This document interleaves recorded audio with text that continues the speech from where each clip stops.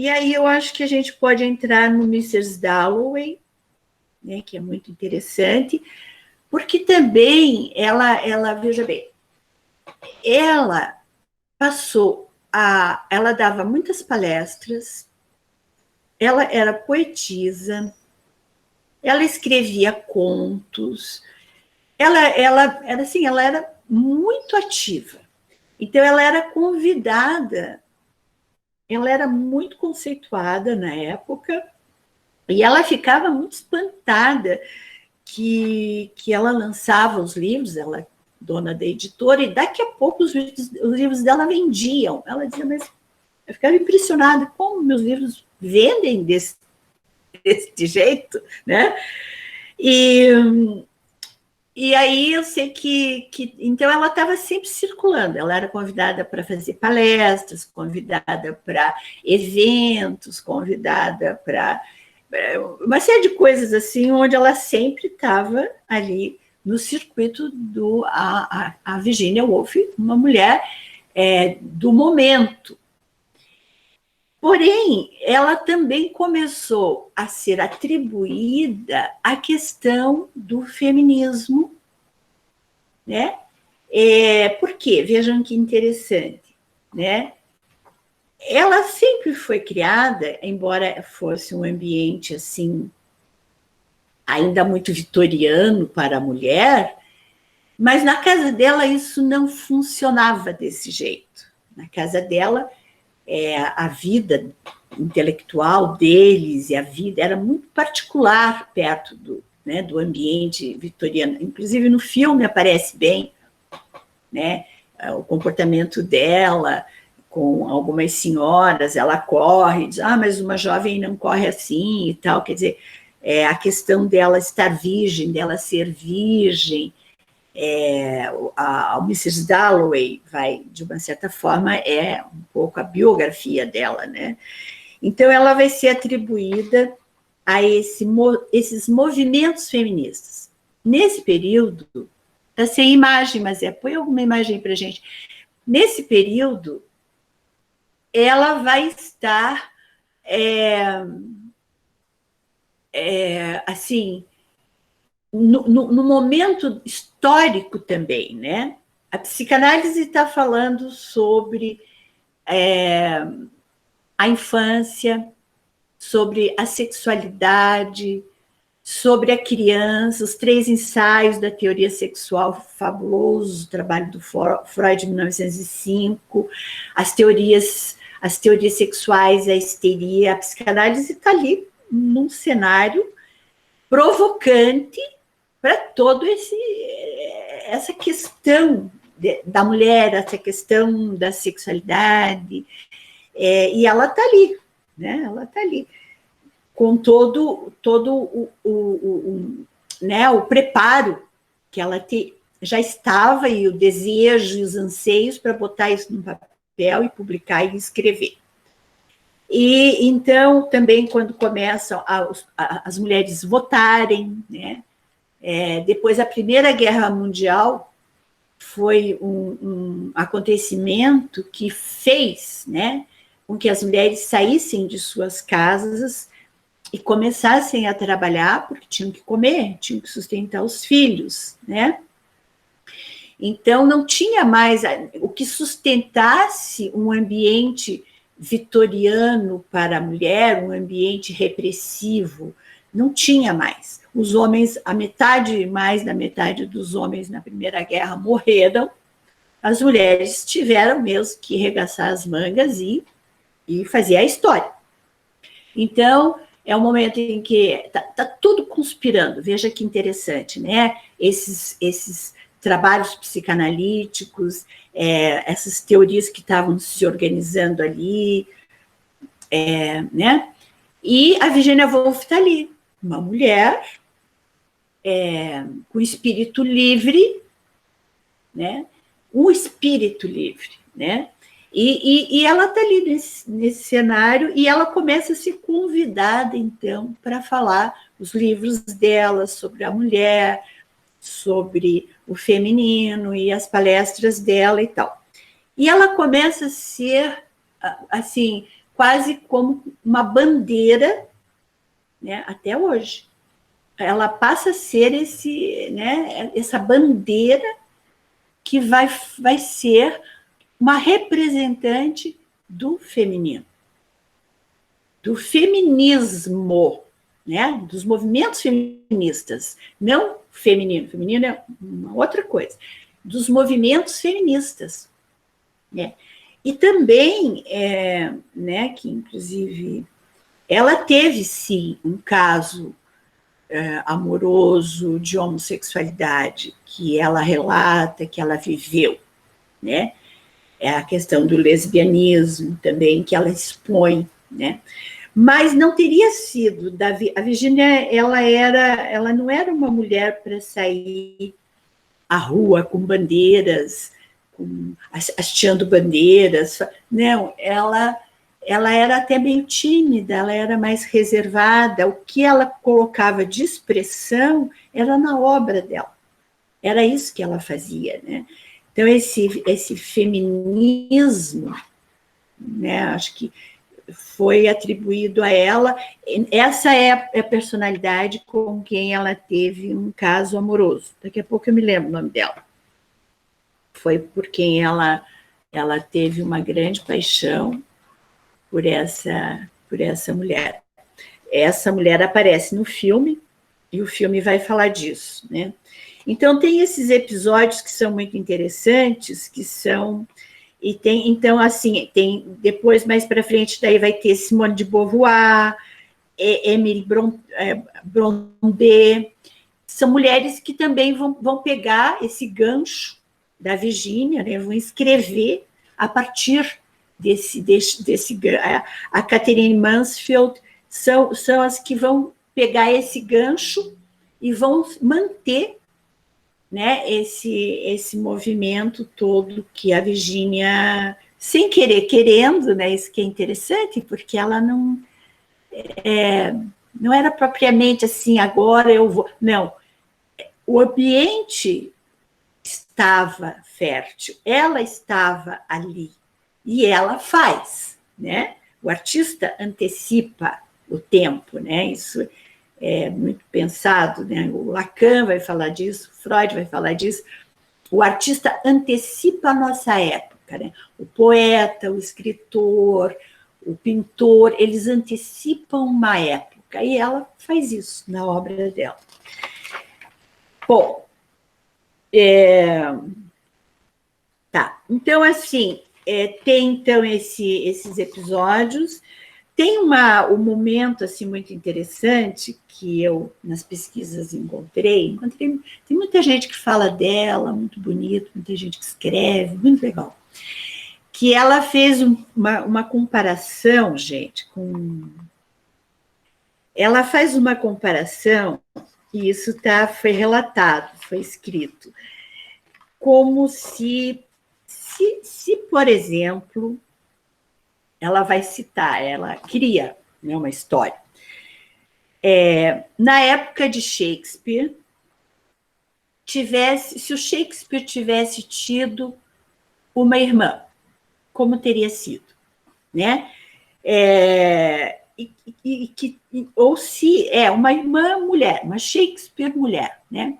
Como teria sido, então, naquele período, 1600, Shakespeare mulher, ou Shakespeare uma irmã mulher. Como teria sido, então, a sociedade, como teria, né, recebido, ou como teria sido a vida dessa Shakespeare mulher. Olha que interessante. Ela vai escrever sobre isso e ela vai falar disso nas palestras dela, por isso que ela tem esse também, né, fica nessa bandeira do feminismo.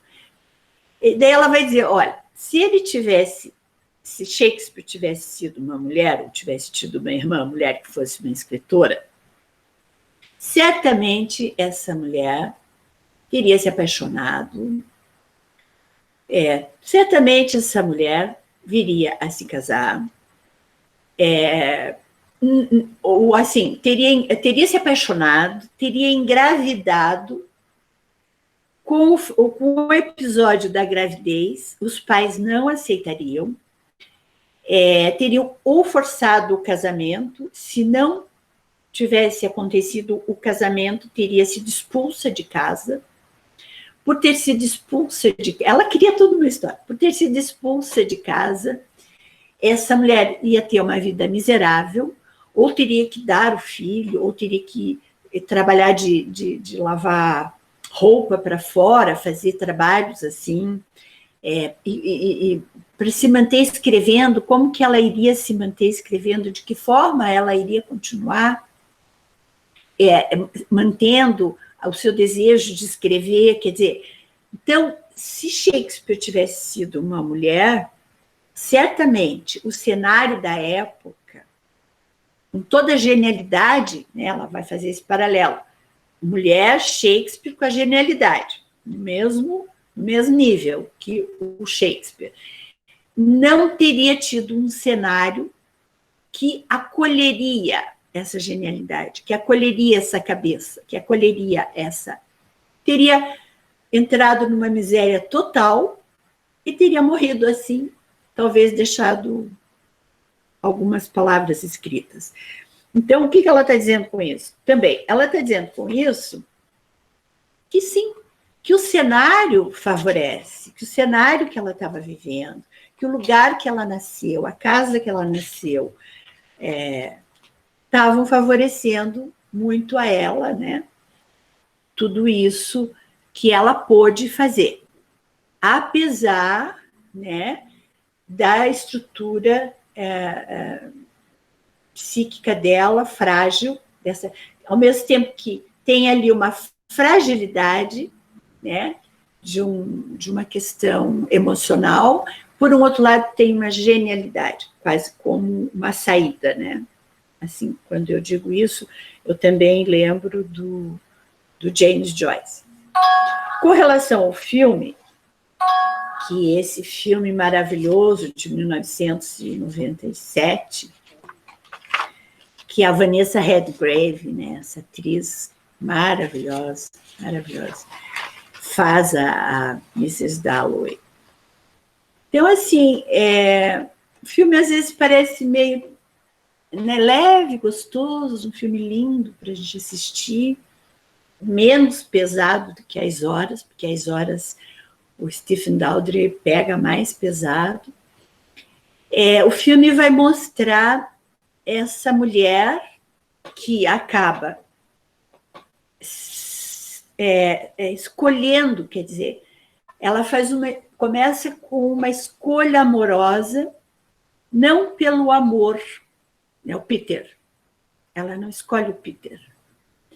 Ela escolhe alguém que vai dar uma vida boa para ela, que vai oferecer para ela uma facilidade de segurança, de estabilidade, para ela poder ter uma vida tranquila, financeiramente, e ela se torna, assim, uma madame, praticamente, né?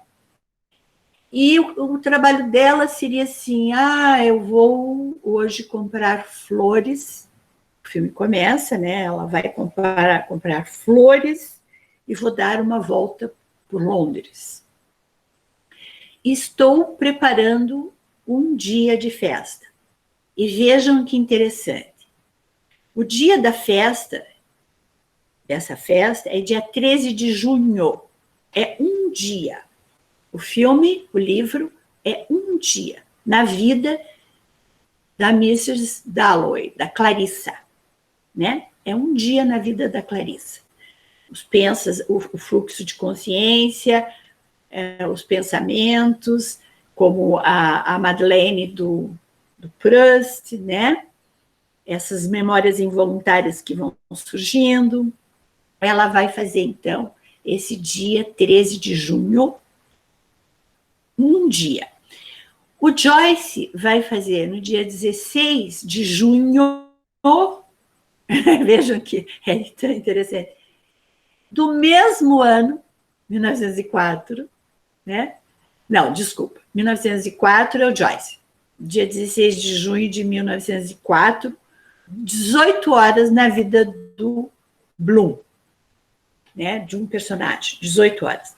E ela é no dia 23 de junho, no ano de 1923, no dia 13 de junho, que essa mulher vai fazer, então, uma festa dos seus 50 anos, ou seja, meio século.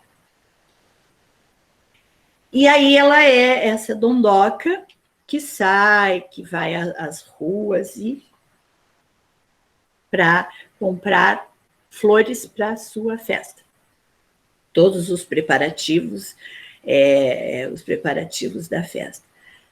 Quando ela está na floricultura, quem assistiu o filme vai lembrar que ela fica, ela congela numa cena que tem, então, esse rapaz, né, que é esse veterano de guerra, que ela fixa nele, ela congela com esse veterano de guerra, né, que é esse personagem, e eles ficam se olhando ali, assim, e ele sai e ela fica meio impactada com isso. O que é isso, né? O que a Virginia, olha que lindo, né? A maneira como ela vai colocar a sanidade e a loucura. Ela está o tempo todo, tanto na vida dela, tentando lidar com a sanidade e com a loucura, né? Na vida dela. Ela está ali hoje, né, a gente pode chamar de um borderline, bem na borda, né? A vida dela sempre foi nesse limite, nessa borda, entre a sanidade e a loucura. Então, ela está ali e ela coloca nesse livro, Mrs. Dalloway, e no filme, né, aparece claramente, então, esse primeiro momento, a saída dela para comprar flores e essa cena congelada dela com esse rapaz que é ai, meu Deus, fugiu o nome dele, já acho aqui, que é o veterano de guerra. Ela coloca esse personagem e ela cruza com ele 2 vezes só. Ela não o conhece, ela não sabe quem é esse rapaz, mas ele está o tempo todo presente. Por quê? Porque no que a maneira como a Virginia escreve, ela vai colocar esse rapaz, esse veterano de guerra, como alguém que está fazendo essa fronteira, que é ela mesma, entre esse limite entre a sanidade e a loucura. Então, ela engessa a vida dela, se casando, a Clarissa, se casando com a Clarissa Dalloway, né? Primeiro ela vai fazer a escolha entre o Peter e o Mrs. Dalloway, e ela escolhe o Dalloway, que vai dar, então, essa possibilidade de ela também sair desse limite um pouco e estar mais na sanidade. Tudo engessado, tudo bonitinho, tudo certinho. E aí ela coloca, então, esse outro personagem que vai estar ali nesse lugar, que é fazendo essa fronteira o tempo todo entre a loucura e a sanidade. Então, esse veterano de guerra, ele tem um trauma de guerra, né? Ele não tá conseguindo se segurar, ele não consegue segurar a loucura dele, né? Tem aqueles episódios que ele está ali no jardim, na praça, ele tem visões de memórias de guerra, e ela atravessou, a Virginia, a Primeira Guerra Mundial, bem na juventude dela, e daí ela já está entrando na Segunda que é 1923, ainda não, mas assim, ela vai passar praticamente a Primeira Guerra Mundial inteira. O Septimus, o nome dele, Septimus, lembrei, o Septimus. Bom, então isso que é uma magia na escrita dela, isso que é interessante desse livro, né, que está retratado no filme. Então ela coloca esse personagem, o Septimus, e o Septimus então tem uma esposa que tem assim todo um ideal de que esse marido vai ficar bem, de que esse marido vai se curar, de que esse marido e a esposa do Septimus fica ali do lado dele tentando fazer esse lado de sanidade. Mas ele já está num estado que ele não consegue mais dar conta, ele não segura mais. Então, tudo que aparece na obra, ela engessada, a Clarissa, segurando por toda uma estrutura familiar, né? Essa sanidade dela, ele não tem isso. Ele não segura mais nada, né? Então, isso é muito interessante, da maneira como ela vai colocar, né? E aí, no desenrolar, né, aparece, então, ela não escolhe um homem que ela amava, o Peter, mas ela vai escolher, então, uma vida, assim, eles têm uma vida de casamento muito burguesa, muito, assim, né? A filha está adolescente, na adolescência, apresentando uns sinais de... Quer dizer, todo um cenário bem, bem típico de uma família com uma certa estrutura, com uma filha na adolescência, com seus impasses de adolescente, e ela costurando, preparando a festa, a sua festa de 50 anos. Nessa festa de 50 anos, para quem assistiu o filme, então, vem todos esses convidados que chegam, que são assim, muito interessantes. Os convidados, eles estão assim, ela está vendo assim, que vida é essa? Como que pode? Será que vai dar certo? Será que eu fiz besteira? Será que eu deveria ter feito essa festa? Será que eu não deveria ter feito essa festa? E daqui a pouco ela sai de cena e se isola, fica sozinha nos pensamentos, no fluxo de memória, nos pensamentos dela, para tentar entender o que são esses 50 anos que ela está ali celebrando e por quê. Isso é muito interessante. Por um outro lado, o Septimus, ele não dá conta e se suicida. E ele se suicida, né? E aí, na festa dela, vem o psiquiatra que está atendendo, que atendia o Septimus, e conta que um paciente dele, um rapaz, naquela tarde ou naqueles dias, cometeu suicídio. E aquilo mobiliza muito ela, porque aquilo vai tocar diretamente, né, com a questão dela, né, que é essa questão entre a sanidade e a loucura, como se isso desestabilizasse, né, como ele... E ela vai para a janela e fica olhando lá para baixo, né, nesses pensamentos sobre a morte e sobre a vida. Então, é um filme que parece assim uma festa, né? Vamos celebrar a vida, vamos celebrar 50 anos, mas vamos celebrar toda uma história de vida, estamos celebrando a morte, né, ou a loucura e a sanidade. O que estamos celebrando aqui? Né? O tempo todo esse filme vai vai falar disso, né? É muito interessante. Essa questão. E o Septimus acaba se suicidando mesmo, que é uma parte dela que estava sempre em questão.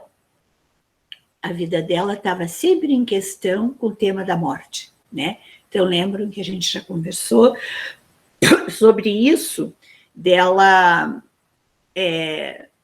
não dar conta das perdas, não conseguir elaborar os lutos,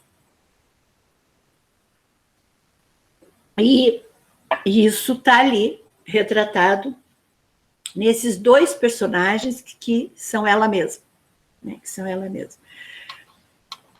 Bom, então, do filme. Agora, eu queria voltar um pouquinho, né? Então, vocês sabem que ela, voltando para a biografia dela, depois eu vou falar um pouquinho de algumas obras que ela deixou, mas eu quero voltar para a biografia dela. Depois a gente abre para perguntas, tá? Vejam que interessante. Quando ela, 1940, 41, que está acontecendo já a Segunda Guerra Mundial, e está aquele reboliço na Europa, e a Inglaterra está também, né, sendo já, sofrendo com isso, ela tem mais um episódio, desses episódios de entrar, de mergulhar nesses episódios maníacos depressivos, e ela acha assim que ela não vai mais dar conta disso, que ela não consegue mais. Então, assim, está acontecendo, gente, uma guerra, mortes. A casa dela de Londres foi destruída. Mais uma vez, perdas, destruições e mortes, né? Por isso que fica meio delicado entrar nesse diagnóstico, nessa teoria, de que porque ela foi abusada sexualmente, né? E aí ela vai tomar uma decisão e vai escrever uma carta para o marido. Olha, eu vou ler a carta para vocês. Querido, tenho certeza de que enlouquecerei novamente. Sinto que não poderei passar por outro daqueles tempos terríveis. E, desta vez, não vou me recuperar. Começo a escutar vozes e não consigo me concentrar. Por isso estou fazendo o que me parece ser a melhor coisa a fazer. Você tem me dado a maior felicidade possível. Você tem sido, em todos os aspectos, tudo que alguém poderia ser. Não acho que duas pessoas poderiam ter sido mais felizes até a chegada dessa terrível doença. Não consigo mais lutar. Sei que estou estragando a sua vida, que sem mim você poderá e poderia trabalhar. E você vai, eu sei.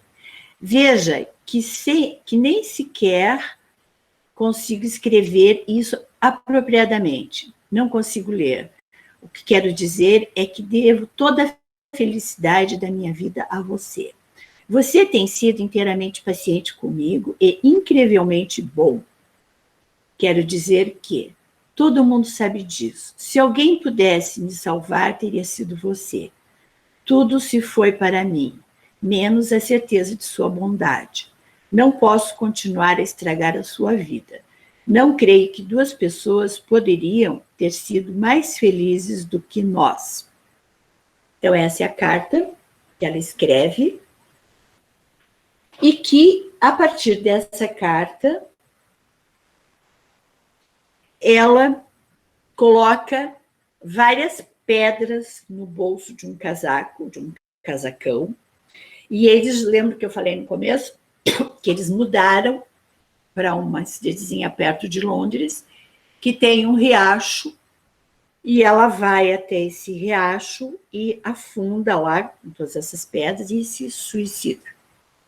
Em 1941, que foi exatamente no dia 28 de março de 1941. Então, ela comete suicídio.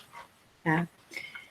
Então, essa seria, assim, a vida, a obra um pouco. Tem um trabalho dela, que eu não sei se alguém já leu, conhece, que se chama Um Teto Todo Seu. É um ensaio que é muito, muito interessante, né? Um Teto Todo Seu, que tem uma relação muito forte com a questão das mulheres, que é onde ela vai escrever sobre isso, se o Shakespeare tivesse nascido mulher, como teria sido. Muito bonito, um trabalho lindo. Ela vai falar muito sobre as mulheres, sobre a mulher. E, assim, essa confusão, né, que não sei se a palavra é confusão adequada, mas ela ser colocada como feminista, né, não sei, eu acho que tem algo aí do feminismo que precisou se instrumentalizar sobre essa mulher de um espírito livre que tentou dar um espaço, primeiro, né, porque parece que ela fazia tudo isso para falar da mulher, desse lugar para a mulher, dando um lugar para a mulher, mas, na verdade, era um lugar para a mulher dela, para ela. Ela estava falando isso, escrevendo isso e fazendo isso para ela. Ela estava vivendo a homossexualidade como um momento de amor, né? Ela vai dizer que um dos momentos mais felizes da vida dela foi quando ela amou essa mulher, né? Então ela está falando disso tudo, talvez, né, daria para pensar que não para fazer um movimento feminista, mas para fazer um movimento para expressar a alma feminina dela, um lugar para o feminino dela, para a mulher dela. Numa época vitoriana, onde também ela tinha sido favorecida pelo ambiente em casa, mas o ambiente externo não apresentava. Então, ela sempre foi vista como algo, uma pessoa muito estranha, exótica, diferente, esquisita. Ela nunca estava muito dentro desse contexto, a vida que ela levou, né? E no filme é muito interessante porque aparece a cena dela com essa paixão homossexual que as duas vivem e tal, e depois cada uma vai para um canto da vida, se casam, e nessa festa, Kate, né? Acho que é Kate, não é o nome dela. A grande paixão homossexual está na festa, é aquela que inclusive está com um chapéu assim, e ela pergunta, e aí, né? O que você fez da sua vida? Como foi a sua vida? E ela ficou impressionada. A amiga veio, uma cara assim de senhora total, casada, 5 filhos, ou seja, o que foi aquilo que elas viveram? Se essa cena, esse cenário agora está me apresentando uma mulher padrão, normal, mãe de família. E ela pergunta, né, o que você tem feito, o que você faz no filme? E ela diz, eu tenho 5 filhos para criar, eu tenho uma casa, ponto. Eu não faço mais nada além disso. Quer dizer, é colocado no Mrs. Dalloway isso, né? O filme é bem... É muita biografia dela, mas de uma forma poética, uma forma mágica ao mesmo tempo, como ela lida com a sanidade, com a loucura, com a homossexualidade dela, com os 50, o que são os 50 anos na vida de uma pessoa, né? Esse balanço, fazer esse balanço, enfim. Então, gente, é isso. Eu queria ouvi-los um pouquinho, se tem alguma pergunta, o que vocês querem falar.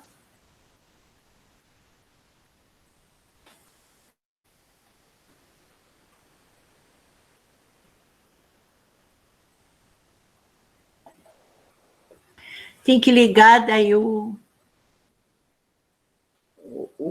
som. Só uma perguntinha. Diga. Essa paixão dela, de repente, quando ela vê a outra mulher já, tipo, bem matrona, como você coloca, né? É, De ser uma matrona, tal, de é, certa maneira, quebrou aquela imagem do passado, de beleza do passado.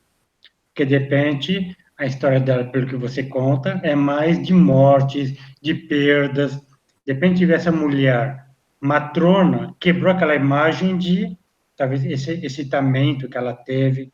É a mesma coisa se olhar uma coisa do passado e ver que acabou. Ficou na memória, mas a exato, realidade já não é mais aquela. É exato, desilusão, de exato, repente. exato.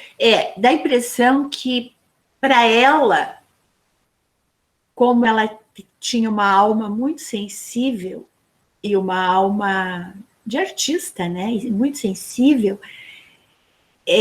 foi muito intenso e foi diferente do que foi para outra. Para outra, né? Para ela aquilo teve, porque ela vai escrever que foi assim, esse beijo, essa paixão homossexual foi um dos momentos mais felizes da vida dela. Para ela teve um sentido, um significado, uma intensidade, a visão dela de vida, de mundo, né? E quando ela reencontra, e de fato, a personagem que vai fazer essa matrona no filme é gorducha, bem gorducha, e chega com uma roupa assim, bem estranha. O diretor, a diretora consegue colocar mesmo assim o significado, né? Que impressiona como, né? Essa mulher e assim, poderia até, sim, ter casado, 5 filhos, e sei lá, fazer o que da vida? Escrever, não sei. Não, eu cuido da minha. E ela diz, né? Eu estou cuidando da minha casa, eu estou atendendo os meus filhos, e eu só faço isso, eu sou uma dona de casa matrona. Pronto. Então, o significado para ela, da impressão, era de uma intensidade muito maior, as coisas que ela viveu, que ela vivia, né? Não teria tido a mesma. E fica claro no livro, fica claro isso no filme, né? Isso que é interessante. Então, esses 50 anos, essa celebração, né, dos 50 anos, essa revisão meio século, né? É interessante. Acho que é isso. Alguém mais? Tem um comentário aqui da Esther, Helenice. Pois não? Não sei se vocês já viram, mas tem um filme chamado Virgínia e Vita, que fala um pouco sobre as experiências da escritora com uma moça, que depois vai inspirar a obra, o livro Orlando dela. Isso. Isso sim. Eu vi isso, e Orlando, o livro Orlando, é sim uma relação com a questão mesmo da homossexualidade. Eu até anotei aqui sobre esse livro aqui, ó. Foi de 1928 e é um dos romances mais leves da Virginia Woolf, que é uma biografia paródica de uma jovem nobre que vive por 3 séculos sem envelhecer, mais do que tinha, ela não envelhece, e ela abruptamente, essa jovem, transforma-se em uma mulher. E o livro é um retrato da amante, né, que a Virginia viveu, que é aquela jovem que a Mazé já colocou ali, que se chamava Vita Sackville-West. Se puder colocar de novo a jovem e ela, essa Vita. E esse livro tem essa relação. Ela tensionava inicialmente consolar Vita pela perda de sua mansão ancestral, que a Vita também perdeu na guerra, a mansão e tal. E Orlando são as técnicas. Essa é a Vita. Dos historiadores, né, um personagem, um biógrafo que é proposto e assumido para que ela seja. Ela vai fazer quase que também um deboche nesse Orlando, mas é em homenagem à história dela homossexual. Eu não li o livro, mas eu vi essa reportagem. Eu achei muito esse filme, achei muito interessante. Obrigada pela dica, isso mesmo. Ela escreveu muito, gente, tem muita obra dela.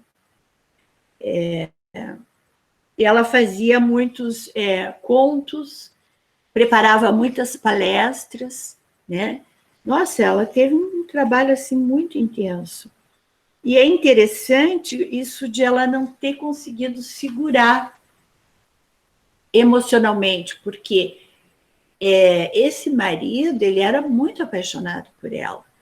Aí tem críticas de que ele não procurou tratamentos adequados e tal, porém,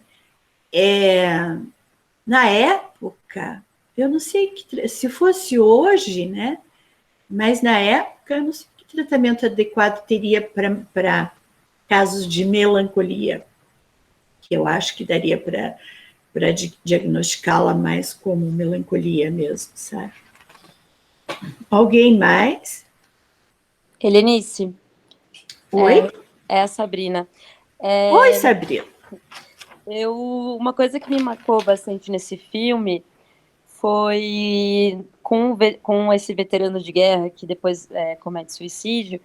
Tem um momento naquele que ele, junto com a esposa, entra numa crise pelo fato de que eles vão ter que se separar, ele vai ter que ir para um hospício, enfim, etc. Mas uma coisa que me marca é que o fato dele ter dito que ele queria se matar, né, cometer o suicídio, foi a sentença em que ele perde toda a independência dele, né? Então, por ele Sim. ter utilizado essa palavra, essa frase, enfim, ele entrega a vida dele ao médico ali, enfim, e a impressão que eu tive também foi que o próprio suicídio dele foi motivado por essa não mais liberdade, né? Eu queria ouvir um pouco sobre a tua percepção. Sim. Sim, me dá a impressão que ali, muito, muito boa essa questão, Sabrina, muito boa. Me dá a impressão que ali está sendo falado dela mesma, da Virgínia. Por quê? Porque a Virgínia, eles tentaram, foi assim, pensado em interná-la, mas nunca aconteceu. Eu não sei se porque ela nunca concordou, ou se depois, enfim, eu não sei quais eram os arranjos que eram feitos ali, que ela não ia, ela não chegou a ser internada nunca, mas ela chegou a passar por tratamentos e tal, segundo até onde se sabe, muito precários. Porém, o que eu acho que fica bem claro, sendo o Septimus, essa fronteira, né? No livro é colocado esse personagem que é essa fronteira da loucura dela mesma, da Virgínia. Ou a fronteira, eu acho que os dois são a mesma pessoa, né? A Larissa e ele são a mesma pessoa. A Larissa engessada num marido que segura toda a estrutura dela e a vida fácil, ali fácil no sentido de sobrevivência e tal, e ele não, né? Ele não segura, tanto é que quando ele está no consultório médico, ali com o psiquiatra, ele fala asneiras, ele se descontrola, a esposa tenta puxar para uma sanidade, e ele não, e o médico percebe que ele está bem desestabilizado, ele está o tempo todo muito desestabilizado. E essa tua percepção é muito boa, porque me dá a impressão que no final da vida da Virgínia, essa carta que eu li agora, quando ela diz para o marido, não tem mais, eu não vou ter volta. Eu estou escutando vozes, quer dizer, já é uma psicose, né? Escutar vozes. Não vai dar mais, sabe? E talvez daqui para frente só o internamento. Então, vejam como, em 1923, o livro é lançado em 25, ela vai ter esses episódios lá em 41, então, mais 15 anos, sei lá. Então, ela já está falando dela, que ela vai dizer, não dá mais, eu não vou conseguir. Agora eu estou vendo que, mais uma vez, eu não vou sair disso, então eu não quero mais viver. Que é mesmo a escolha que o Septimus faz. Ou ele seria internado e seria refém de todos aqueles tratamentos absurdos que era uma coisa, um absurdo, um sanatório, até hoje imagina naquela época. Então, realmente, assim, quando ele vê que ele não tem mais escolha, e quando ela vê que não tem mais escolha, só tem uma escolha, a não escolha da vida. Percebe? Foi o rumo que ela já tinha escrito. E está em Mrs. Dalloway. Por isso que a leitura desse livro e a leitura desse filme tem que ser muito... Porque ele tem muitos elementos pesados, não é leve. O filme é lindo, leve, é uma festa. Mas não é. Porque está falando principalmente dessa fronteira entre a loucura e a sanidade. Né? Muito boa a tua questão, gostei. Quem mais? Bom, já que nem candidata, perguntas rapidinhas. Ótimo, pode perguntar à vontade. Você deixou bem claro, eu acho que no começo, que ela escrever foi a forma de escapismo dela, né? Não deixou de ser um escapismo, você falou isso bem claro. Uhum. Outra coisa, de repente, você falou que ela estava nessa boundary, nesse meio termo, entre sanidade e loucura. Seria uma forma de bipolaridade? Hoje, terceira, né? Infelizmente, como psicanalista, eu digo que hoje é um diagnóstico que vem da psiquiatria, a bipolaridade. Mas, na psicanálise, o Freud tem um livro chamado Luto e Melancolia, eu já falei do livro no começo. Nesse livro, o Freud vai fazer uma diferença bem interessante, o que é a melancolia, né? E o que acontece conosco? Desde que nós nascemos, nós já estamos elaborando perdas, o tempo todo. Só o fato daquela separação com a mãe, cordão umbilical, tudo aquilo, né? Perdas. Lutos, cada perda, luto. Aí você sai do desmame, você vai começar a caminhar, você começa a caminhar, você vai ter que tirar a fraldinha, você vai sair disso de tirar a fraldinha, você vai passar para a escolinha, da escola, enfim, né? São ritos de passagens constantes, um atrás do outro. A adolescência, então, é fulminante. Esse fulminante é uma reedição de toda a infância. Então, você está processando o tempo todo perdas. Você deixou de ser Sua Majestade o bebê, agora você tem um lugar no mundo, na escola você vai ter que se socializar, e assim sucessivamente. Quando você entra na adolescência, você vai ter que fazer as tribos, os grupos, o teu corpo, as transformações, perdas e lutos, e como que você vai lidar com isso. Tudo isso requer elaboração. Que elaborar essas perdas tem um lugar para o luto. Dependendo da estrutura, a pessoa vai conseguir fazer esses lutos, desses ritos de passagens. Dependendo da estrutura, uma estrutura mais comprometida no início da vida, ela não vai conseguir fazer os lutos. Por isso que eu digo, existe uma dúvida desse, pode ter sido tocada pelo irmão, pode ter sido, não sei. Pode ser uma fantasia dela, porque aí o Freud vai dizer que as histéricas daí fantasiavam terem sido abusadas. E aí que começa elas criavam uma teoria, né? Para entrar na neurose, quer dizer, e aí, será que ela faz esses episódios? Não sei, né? Não fui a psicanalista dela. Então, esses quadros de melancolia, a melancolia é uma psicose melancólica, já está no caminho da psicose. Na psicose melancólica, você vai fazer isso, que hoje é chamado alegria e tristeza, depressão. Não. Na questão da psicanálise, na melancolia, você vai ter a euforia, né? A mania e a depressão. Então, na mania, né, você não consegue parar. Às vezes você fica a noite sem dormir, você está na mania, ou você está lavando o chão, ou você está escrevendo, ou você está pintando. Mania. O que é mania? Sei lá, né?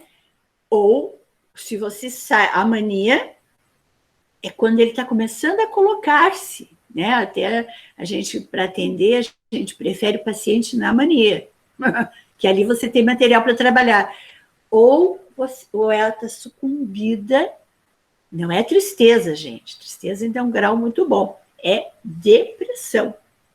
Então, o que a psiquiatria hoje faz, né? A psiquiatria, a partir dos anos 60, principalmente dos anos 70, ela entra com um material de químico. Então, esses nomes que o Freud dava, inclusive angústia de depressão, que o Freud trabalhou a angústia, né? O Lacan trabalhou muito a angústia, né? O paciente numa angústia profunda, né? Ele estaria num quadro de síndrome de pânico, hoje o nome é síndrome de pânico. Para nós, psicanalistas, é angústia profunda, diante do objeto que começa a se dissolver, se diluir.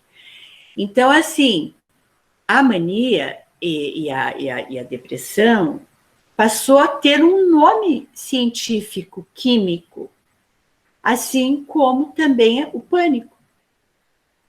A partir dos anos 70 entram, então, os químicos e o mundo hoje é isso, né? Então, você recebe no consultório hoje paciente com, doutora, eu fui no psiquiatra e ele pediu para eu fazer um tratamento psicológico, psicanalítico, porque eu tenho síndrome de pânico.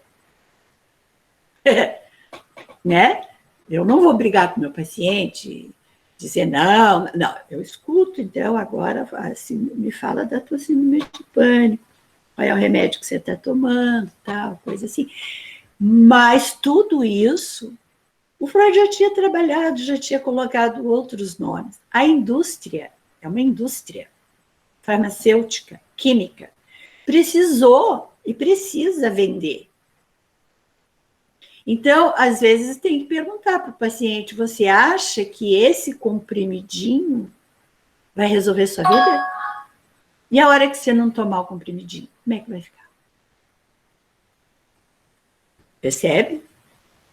E aí que entra a associação livre, a fala, o fluxo de consciências, essas memórias que retornam, essas lembranças, que esses fabulosos escritores já estavam falando disso junto com a psicanálise que estava ali, nesse cenário, no início do século XX, né? Então, tudo isso, gente. Só uma colocação. Pode falar à vontade. Uhum. Hoje eu atendi um paciente, que eu trabalho como intérprete, e hoje atendi um caso de uma médica falando por telefone, né? Ele estava na casa dele, por causa da pandemia na Inglaterra, e ele falando que ele estava com depressão aguda, não conseguia sair de casa, angústia, e a receita da médica faz o seguinte, você passa na farmácia, foi só isso, tipo 15, 20 minutos de consulta, passa na farmácia, eu vou te dar remédio, você toma uma pílula por dia por 6 meses. Depois disso, a gente conversa para ver como é que você está sentindo. Isso Pois hoje, é. isso hoje, tipo, consulta, terapia, fora de questão. Então, te dou remédio e daqui a 6 meses você trabalha com isso. Agora, outra pergunta. Pois não, fique à vontade. A outra pergunta que eu queria fazer também, você falou que ela era uma feminista, mas ela não tem como se comparar, de repente, com a Pankhurst, né, que foi uma feminista sufragete, que o pessoal se amarrava nas correntes para ter o direito de voto, isso no parlamento britânico.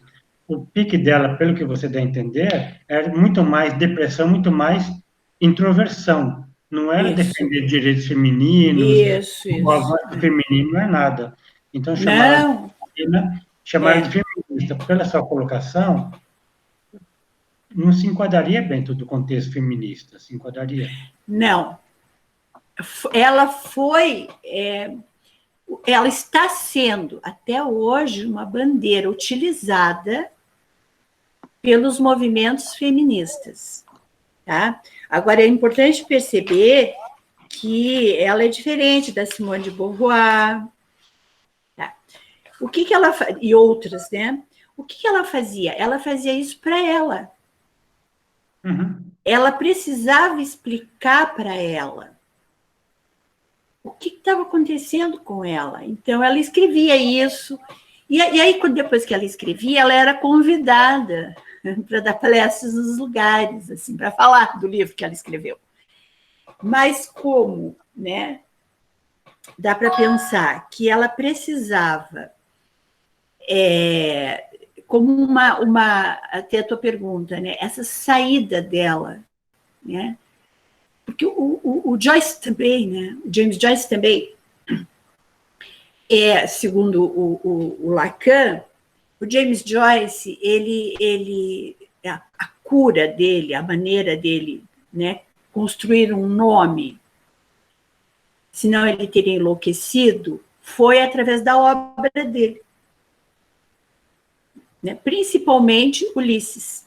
Ulisses, que é aquele emaranhado de fluxos de consciência que você não sabe, onde né, que às vezes até fica um pouco difícil para acompanhar a leitura e tal. Ela também estaria nesse momento. Né? E ela escreve no diário dela que se ela não escrever, ela está na mania. Está na mania. Então, na mania, ela ficava sem dormir dias e noites, sem comer, isso é fato. Escrevendo, sem parar. E aí, e ela diz, se eu parar, eu enlouqueço. E aí ela provavelmente estaria escrevendo esses episódios para tentar ela mesma lidar com o tema do feminino dela, não do feminismo, mas ela passa a ser uma leitura para o feminismo, a interpretação que o mundo hoje faz dela. Como ela teve caso homossexual, então, para o mundo da homossexualidade feminina, mas, na verdade, tudo que eu pesquisei, tudo que eu procurei, tem muita gente, assim, em livros e tudo, ela não estava querendo fazer disso uma bandeira. Ela estava falando dela. Ela estava falando de uma vida homossexual que ela teve, que foi importantíssima para ela. Só foi aquele relacionamento que depois ela reencontra aquela mulher e se decepciona. Né? Também ela, veja, na vida pessoal dela, ela faz uma escolha por um marido que vai dar estabilidade para ela, que é o Leonard. Então, o livro e o filme Mrs. Dalloway é isso. Ela, ao invés do Peter, que era o amor da vida dela, ela escolhe o Leonard. E na vida dela, né, o Mrs. Dalloway, na vida dela ela escolhe o Leonard, quer dizer, a obra dela me dá a impressão que é falando dela o tempo todo. Não dá para ser diferente, né? Não dá para ser diferente. Bom, vou esperar. Se ninguém tiver mais uma pergunta, eu faço. Pode perguntar. Alguém mais? Senão... Senão a mim não para. Hã? Alguém mais, senão a mim não para. Senão, pode perguntar. Tá. Por exemplo, você falou dela vendo a mulher, ela se decepcionou. A pergunta é, pelo que você entende, até que ponto a mulher, a ex-amante dela, olhando para ela, até que ponto a amante dela também se decepcionaria? Não sei, porque no filme, quem viu o filme, né? Ela não... Como se a ficha não... É diferente, é uma outra ficha que cai, entende? No filme. Não sei da vida real, assim. Mas no filme, ela encontra o Peter também, essa amiga, e eles se isolam daquele grupo social que está ali, ficam lembrando de alguns tempos deles, assim, e não dá para ver se essa personagem está refletindo na mesma intensidade que a Clarissa. Uhum. A Clarissa entra numa introspecção sobre, nossa, né, ela veio, ela é uma mãe de família, hoje, aqueles nossos tempos, o que foi aquilo, não aparece, assim, a reflexão da outra personagem, não aparece. Parece que é mais evasiva, que a cena para ela foi... Que pode ser, né, também. Eu faço uma última pergunta, aí eu calo a boca. Que ótimo. Eu adoro ter alguém que fica perguntando. Pode perguntar. Do jeito que você coloca, quer dizer, eu não li nada da Virginia Woolf e tal, mas do jeito que você coloca, o que ela escreveu em termos de romance é como se fosse um diário dela transformado no formato romance. É como que você coloca. É como se fosse um diário. Ela retratando ela, mas ela, de vez ela fazer como um diário, ela transforma isso num romance. Eu acho bem prudente isso que você está falando, assim. Pelo que eu estou entendendo, o próprio Orlando, tem mais obras dela que é o tempo todo uma fala que é ela, a vida dela, sabe? Eu acho que sim. Eu até, a partir dessa pesquisa que eu fiz, eu fiquei bastante curiosa de conhecer mais sobre a obra dela. Mas Mrs. Dalloway é, sem dúvida, Orlando, pouco que eu sei. Tem um outro, Entre Atos, que também são... Eu acho muito difícil o artista, né, não estar falando de si. Não sei qual deles conseguiria. Eu acho que por mais ficção, mesmo quando é colocado em ficção, né, que está sendo... Está falando de si, né? Das suas fantasmáticas em ficção, né? dos seus devaneios em ficção, vai estar falando das suas questões. Eu acho muito difícil. Quem também, um Salvador Dalí, por exemplo, ao pintar, né? Ele falava da estrutura subjetiva, ele pintava a estrutura subjetiva dele, né? Eu acho muito difícil. Tem uns que, às vezes, trazem mais velado, outros mais declarado, né?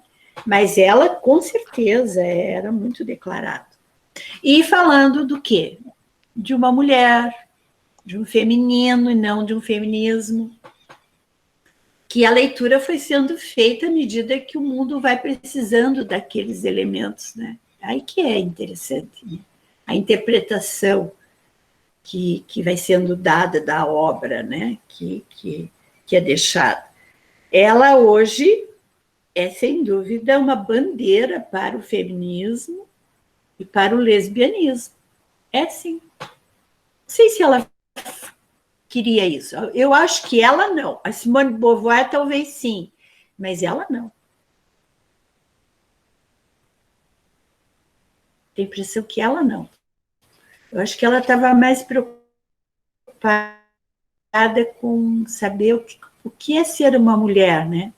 Mas, o que é ser uma mulher? Os homens também fazem essa pergunta. O que é ser uma mulher, né? Eu acho que ela estaria mais com os episódios da doença dela, dessa melancolia dela. Então, talvez uma forçagem ali com ela mesma, né? Nesse sentido. Quem mais?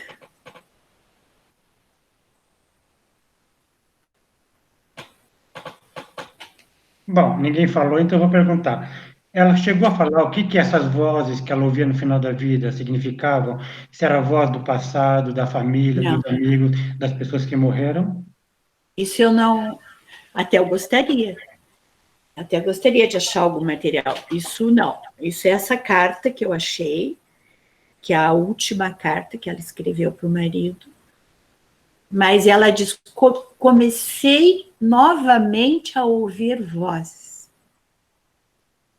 Então, o novamente a ouvir vozes pode ser interpretado como, em outros momentos, ela ouvia vozes. Né? E para nós, a nossa leitura dentro de uma psicose, né, que o inconsciente está a céu aberto, o psicótico está ouvindo vozes, ele ouve vozes, né? E normalmente são questões, claro, da estrutura daquilo ali, né? Que está ali. Né? Ele vai, né, criar um personagem, enfim, dependendo do... Lembram do Sépticos, quando quem assistiu o filme, quando ele está no jardim, na praça pública, ele vê, e ele é bem caracterizado como já uma psicose, o Sépticos, um trauma de guerra que é chamado, né, ali no filme. Ele enxerga o amigo dele todo ensanguentado, já todo com a bomba, né? Que ele enxerga. Tem um outro que está vindo, que é o Peter, e ele está enxergando, ele enxerga o amigo dele que morreu. Então ele está ouvindo e enxergando, porque os psicóticos eles têm isso. Eles enxergam. E então esse é o lado dela. Veja, né, porque é bom a gente pensar que ela atravessou uma guerra, a Primeira Guerra Mundial inteira, e estava entrando já de tudo na Segunda, e começando a ouvir vozes de novo, quer dizer, por isso que eu digo, né, tem tantos elementos ali, dessa estrutura, que é simplificar demais, é deixar muito pobre para um diagnóstico, para uma interpretação, foi abusada na infância, e é por isso que é muito pouco para trabalhar uma estrutura. Agora, tem tanta coisa ali, foi na primeira morte a mãe, depois a morte do pai, se soma com a morte do irmão, as guerras. Se a pessoa tem uma estrutura frágil, e talvez tenha sido tocada por um irmão, pode ser, mas isso perto de tudo, é o mínimo para apontar para uma questão só. Né? Não deixa de ser uma questão importante, até porque na histeria, na neurose histérica, se tiver memórias de abuso sexual, de coisa assim, já significa que não está numa psicose. Já significa que está construindo um quadro de neurose. Aí que está, é importante isso. No caso dela, ela não está muito perto de uma neurose, não. Está mais perto de uma psicose melancólica. Então, hoje eu iria questionar seriamente esse diagnóstico, e iria conversar seriamente com esse psiquiatra, esse psicanalista que faz um diagnóstico deles dentro de uma estrutura que tá, eu acho muito longe de que foi por causa disso, como tinha sido falado, sabe? E tem várias coisas que você lê sobre ela que vão dizer com toda certeza de que ela tem esses episódios por causa do irmão que abusou. É um absurdo isso. Assim, sabe? Porque se também tivesse sido mexido com a questão da neurose histérica, com a histeria, ou se foi uma fantasia dela que a histérica fantasiava, ou fantasia até hoje, esses abusos, está na neurose, não está na psicose. É bem interessante isso, sabe, para pensar. Bem interessante. Mas ela, na escrita dela, sobretudo Mrs. Dalloway, ela vai falar dessa fronteira muito clara, e ela coloca esse personagem que está fabuloso ali, falando dela, é ela, e da Clarissa, nesse episódio de segurar a loucura. Então, só isso aí já tem assim, só esse livro dela já dá para fazer o trabalho. Maravilhoso, entendeu? É muito rico tudo, assim, eu acho que tem muita coisa boa para ser trabalhada. Posso sair um pouquinho da tangente, pegar um pouquinho pela tangente? Pode, claro. Perfeito. Você falou mais cedo uma coisa que me chamou a atenção. Você me falou mais cedo que o Freud, de repente, ele trabalhava muito com esse abuso sexual, né?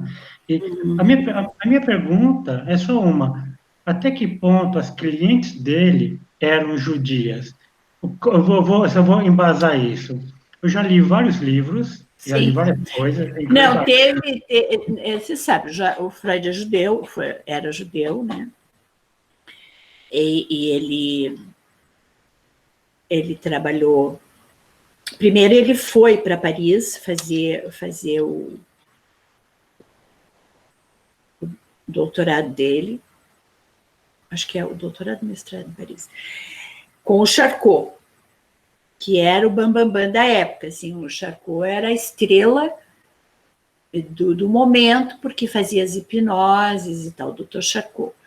E ele fica um tempo em Paris estudando com Charcot, e eles vão lá no Saint-Pétrier, hospital que parece que existe até hoje e tal, e trabalham com as histéricas. E ele volta para Viena, muito, assim, encantado com aquilo tudo, que eram as hipnoses. Era um período dos trabalhos hipnóticos que ele estava fazendo com as histéricas, sobretudo com as histéricas, existem homens também, né, nesses diagnósticos. E quando ele volta para Viena, aliás, o nosso próximo trabalho vai ser a vida do Freud, né? Isso mesmo, no final de outubro, exatamente. Vai ser a vida do Freud. 26 de outubro. Que tem na Netflix, tem aquela série Freud, que está muito legal, e o filme Além da Alma, lá, que é do Freud. Vou falar do Freud no próximo. Então, o Freud vem para Viena instrumentalizadíssimo para trabalhar com hipnose. Ele era péssimo hipnotizador, ele não foi bem sucedido, ele larga a hipnose e começa a trabalhar com esses casos primeiros.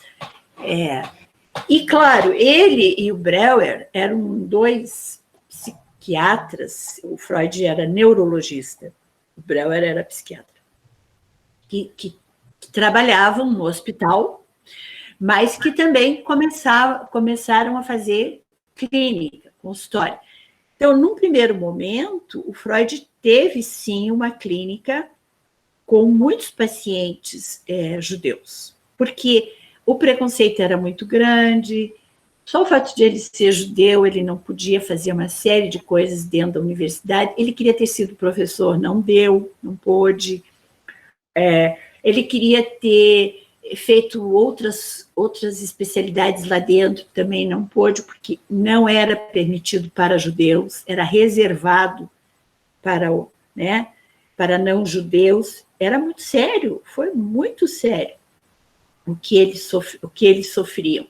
E como o Breuer também era judeu, meio que eles fizeram ali um público, um grupo de atender esses pacientes num primeiro momento. Mas isso foi o início da obra dele, início da clínica dele, né?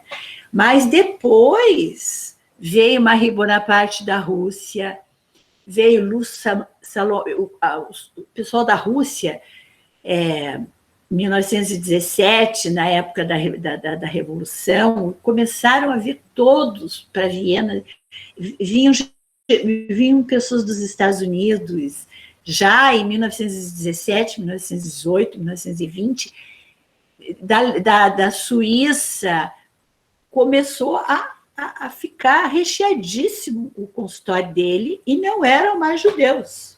Muitos, inclusive, eram alemães, eram russos, eram pessoas de outros lugares que vinham da Inglaterra.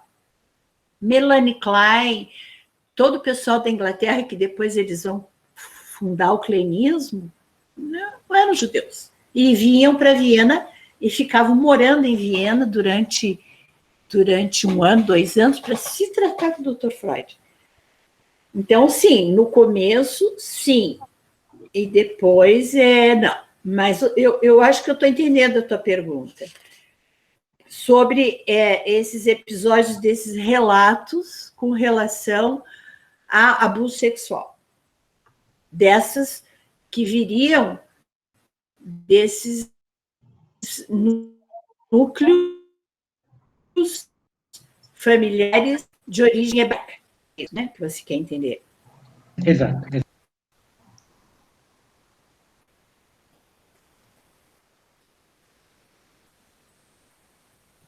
Por causa da crença e da vivência pelo... Como assim?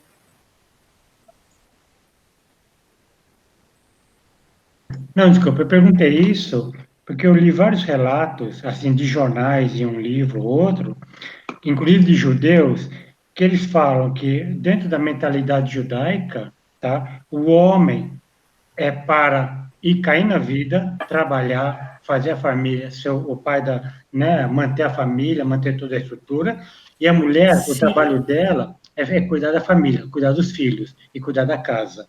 Sim. Tá? E por causa Sim, disso, isso é. perfeito.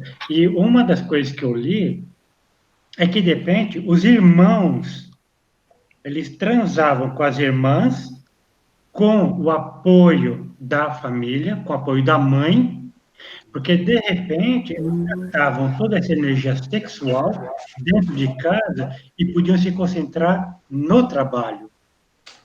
Eu já li vários relatos. É por isso que eu perguntei, foi por isso que eu fiz a pergunta de até que ponto as clientes de Freud eram judias, para ver até que ponto balançava esse ponto de que era normal, de repente, os meninos judeus transarem com as irmãs, tipo, transa, gasta essa energia sexual, não precisa ir atrás de outras mulheres na rua, aí você pode se concentrar no negócio, na família, e montar um futuro. É por isso que eu fiquei assim, antena ligada, você falou. Sim. Eu nunca tinha ouvido falar disso. Mas eu sei que, independente de ser família judaica, acontece muito. Família cristã, família, sei lá, entendeu? Acontece muito, não. Acontece. Agora, quando ele vai tratar a primeira paciente, que é uma paciente que ele vai ajudar o Breuer, que passou a ser chamada de Ana O, que era Ana Pappenheim, inclusive era de origem hebraica. Judaica, russa, se não me engano.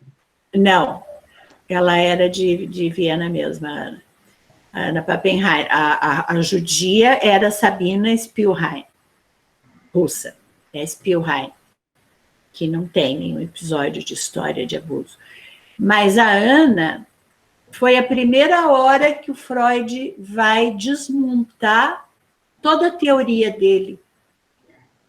Ele está atendendo essa paciente e ela vai trazer toda uma questão da sexualidade e tal, e é sempre com relação à sexualidade.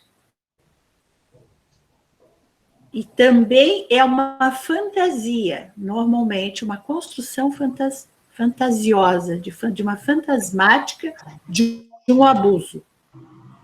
Ou pode ser também que ela provoque para ser abusada. Tem muita coisa ali, porque é sempre de origem sexual. Porém, o mais louco de tudo é que quando isso está se dando na estrutura, a estrutura está se encaminhando para a neurose, não para uma psicose. E aí eu entraria numa tese mesmo, para contrapor essa história da Virgínia. Ela era, na verdade, uma psicótica. E que história é essa? Não sei, né? Tem algo aí meio estranho. Mas eu não sei, eu acho que poderia até ter sido, né? Imagina, séculos, as questões incestuosas dentro das casas, né?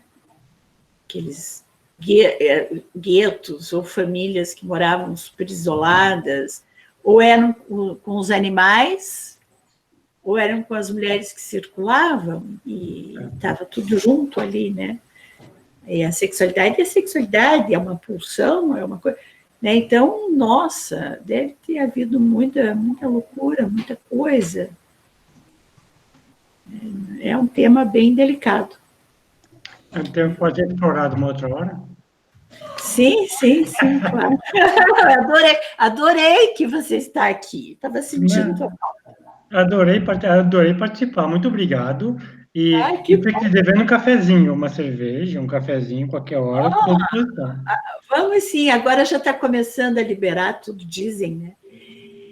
Escuta, pessoal, eu estou vendo que quase todo mundo foi indo embora, assim, a gente foi conversando, mas o nosso próximo encontro é 28, mas é...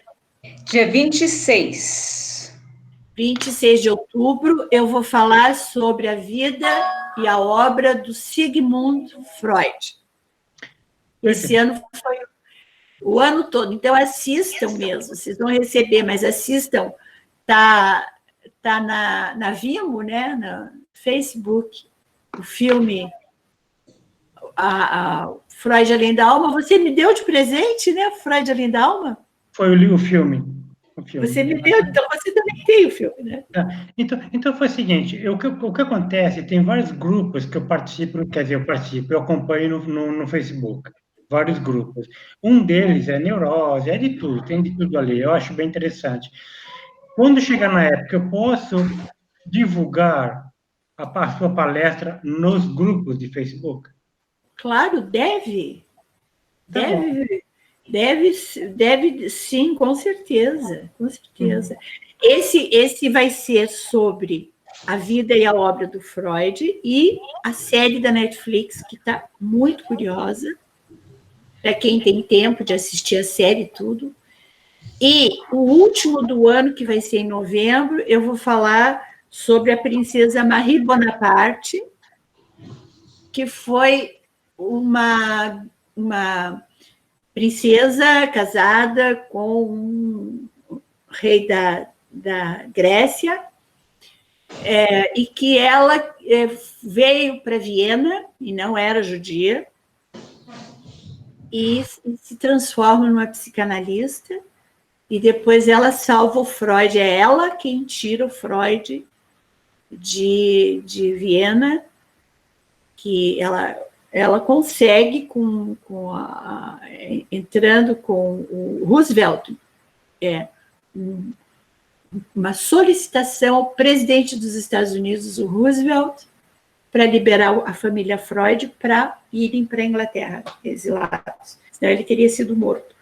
Então, tem um filme maravilhoso com ela no YouTube, com a Catherine Deneuve, fazendo a Marie Bonaparte, porque, assim, como a gente ficou muito limitados, eu estou procurando filmes no YouTube, filmes da Netflix, para a gente poder trabalhar.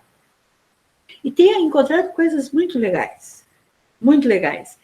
E aí a gente encerra o ano, né? Mas falando da psicanálise, Freud, de tudo isso que faz parte mesmo da história da psicanálise e cinema. Mas pode divulgar, sim, pode divulgar. Então eu divulgo, assim que você começar a mandar material, eu começo a jogar nas páginas do Facebook. Ótimo, obrigada. Tá bom? Eu que agradeço. Valeu. Eu que agradeço. Eu fico devendo um cafezinho, a qualquer momento é Obrigada. para mandar uma mensagem. Eu trabalho normalmente até às 5, depois das 5 eu estou sempre livre. É só falar, olha, eu vou tomar um cafezinho amanhã, vai ser um prazer. Que bom. Eu tenho estado na clínica também. De vez eu tenho ido alguns dias na clínica e alguns dias eu estou atendendo online. Ou online aqui, ou online na clínica, mas estou atendendo direto, tá bom? Tá bom. Então, gente, muito obrigada mais uma vez pela participação, pela presença de vocês, né? E seguimos nessa conversa aqui, Psicanálise e Cinema, tá bom?